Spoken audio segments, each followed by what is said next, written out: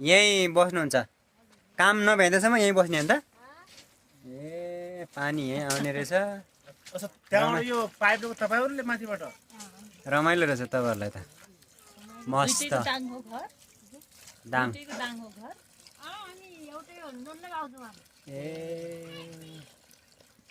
राति यहाँ चाहिँ सुत्ने है पानी सानी पर्यो भने भित्र जाँदैन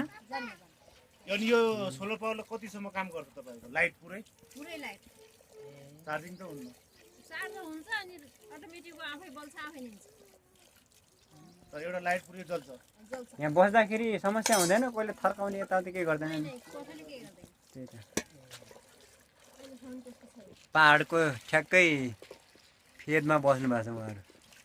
माथिबाट चट्टान ढुङ्गा खस्यो भने त हेर्नु नडराउने भनेको नेपालीहरु मात्रै हो भाइहरू कता जानुभयो दाइहरू दाइ गइजन को परमान सब्जी ल्याउनु ए अब खानासाना पकाउने है आज गर्नु त यो